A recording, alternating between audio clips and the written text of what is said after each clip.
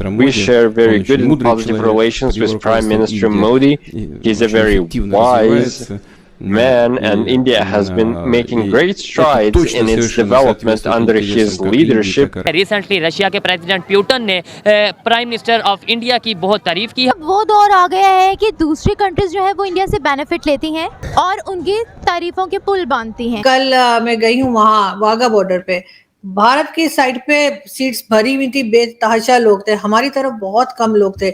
और बताया ये गया, कई लोगों से जो बात हुई उन्होंने कहा जी 9 मई के बाद से लोगों ने आना बहुत कम कर दिया क्योंकि लोगों की नजर में अब फौज की वो इज्जत नहीं। कनाडा वो कंट्री है जहाँ पे पाकिस्तानी मतलब जाने को तरसते हैं, और वो ही कंट्री जो सा वो हमारे ये साथ नेबर कंट्री है इंडिया, उससे समझ ले माफी मांगने को तैयार बैठा है। चमन बॉर्डर पे अफगान साइड से हमारे मासूम शहरियों पे फायरिंग की गई है और उसमें एक बुजुर्ग और एक बच्चा जो है उसकी शहादत हुई है और एक बच्चा जख्मी है। एपेक्स कमेटी मुलाकात के बाद मुल्क भर से गैर कानूनी अफगान शहरियों को निकालने के लिए ग्रैंड ऑपरेशन लॉन्च कर दिया गया है। जो भी सुइसाइड बॉम्बिंग होती है, या तो वो बंदा ही खुद अफगानी होता है या अफगानिस्तान से बैठ के यहाँ किसी लोकल अफगानी के साथ वो कोलैबोरेट करके एसोसिएट करके उसको धमाके को अरेंज किया जाए। इस पर अफगान तालिबान हुकूमत के तर्जुमान जबीला मुजाहिद ने कहा है कि ये हमारे लिए यानी अफगान तालिबान हुकूमत के लिए नाकाबिल कबूल है। साथ ही उन्होंने ये भी कहा है कि जो पाकिस्तान में अफगान मुहाजिरीन के साथ सलूक किया जा रहा है वो भी नाकाबिल कबूल है।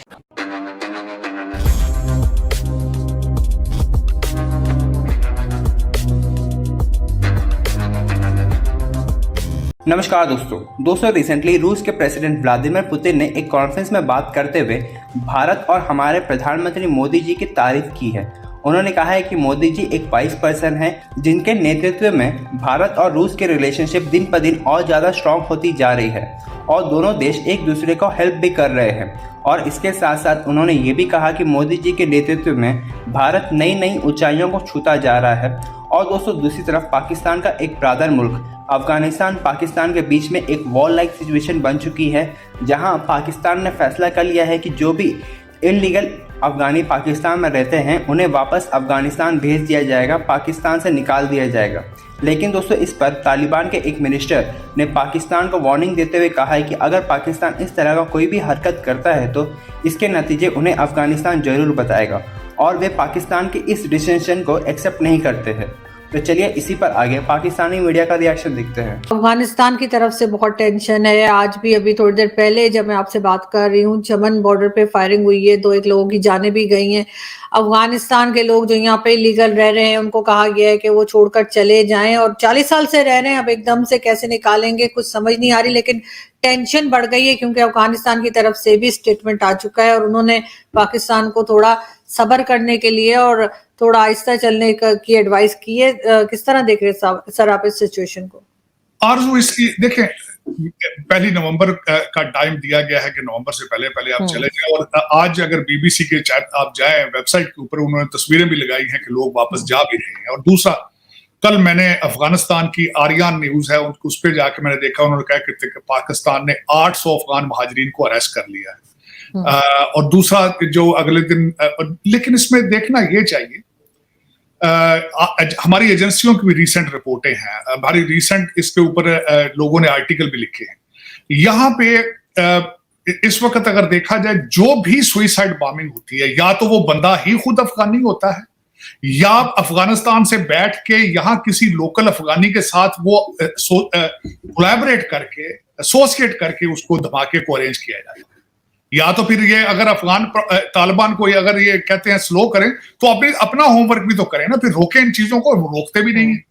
अब पाकिस्तान में देखें, मैं इस हक में हूं कि इन अफगानी महाजरीन को वापस जाना चाहिए, इसमें कोई शक नहीं, और बाय फोर्स इनको भेजना चाहिए। उसकी वजह यह है कि इनके अपने हालात तालिबान के हमेशा वो जो कहते हैं कि जी, बल्कि तालिबान ने तो ट्रैवल एडवाइजरी अपने अफगान सिटीजन को कही थी कि पाकिस्तान ना जाए, वहां पे हालात खराब है, तो इनको वापस एक्सेप्ट करें, इनको जाना चाहिए, बाय फोर्स निकालना चाहिए। बल्कि कुछ कल हमारे जो लिबरल लोग हैं पाकिस्तान के, उन्होंने कहा है नहीं जी ये मुहाजिरीन को इस तरह नहीं, according to the United Nation laws. लेकिन यूनाइटेड नेशन लॉ ये भी तो अलाउ नहीं करते ना कि आप बॉम्बिंग करें यहाँ पे, जब आप खतरा हो आपको जान का, स्टेट ने अपने आप को भी तो बचाना है। लेकिन मैं इस हक में हूं कि इनको वापस जाना चाहिए। और दूसरा देखें, ये इस वक्त जो कानून है वो ये है कि किसी भी अफगानी ने जब आना होता है वो अपने अफगान गवर्नमेंट की तरफ से एक एप्लीकेशन देता है, फिर वो डॉक्यूमेंट, उसको तज़किरा कहा जाता है, वो उस पे वो पाकिस्तान में आता है। अब इन्होंने वो कहा है कि हम वो तज़किरा नहीं उसको ऑनर करेंगे, आप वीजा लेकर आए, हम वीजे को ऑनर करेंगे। तो दूसरा मेरे ख्याल में ये लेजिट है, दुनिया हर मुल्क में इस तरह होता है। और देखा पाकिस्तान के लिए अगर देखा जाए तो यही एक प्रॉब्लम था कि नेशनल इंटरेस्ट पे पहले माजी में फैसले नहीं होते थे। अब अगर नेशनल इंटरेस्ट पे उन्होंने कहा है कि इनको ये निकलें यहां से जाएं तो निकालना चाहिए। मैं तो खुश हूं इस बात पे कि लॉ एंड ऑर्डर पे तवज्जो दी जा रही है।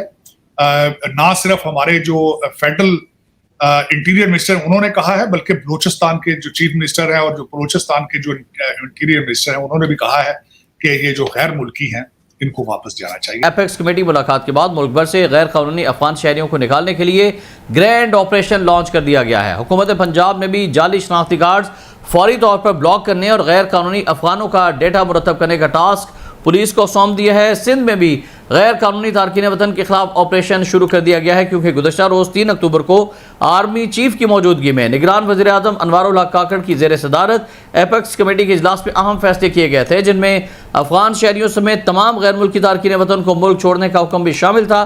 और इजलास के बाद प्रेस कॉन्फ्रेंस में निगरान वज़ीर दाखिला सरफराज बुगटी ने ऐलान किया था कि 1 नवंबर के बाद गैर कानूनी तौर पर मुकीम गैर मुल्कियों को मुल्क बदर कर देंगे और 1 नवंबर के बाद कोई भी बगैर वीज़ा और पासपोर्ट मुल्क में दाखिल नहीं हो सकेगा।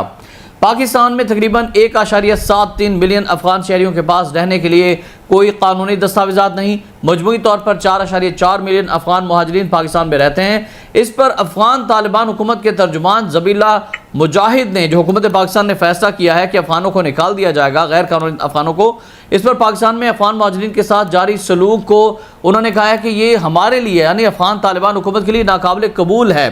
ज़बीला मुजाहिद ने कहा कि पाकिस्तान को इस हवाले से अपने लाएमल पर नजर सानी करनी चाहिए और सोशल मीडिया पर अपने एक बयान में उनका कहना था कि पाकिस्तान के सिक्योरिटी मसाइल में अफगान मुहाजिरीन का कोई हाथ नहीं। जब तक अफगान मुहाजिरीन अपनी मर्जी और इत्मीनान से पाकिस्तान से निकलते हैं, पाकिस्तान को बर्दाश्त से काम लेना चाहिए।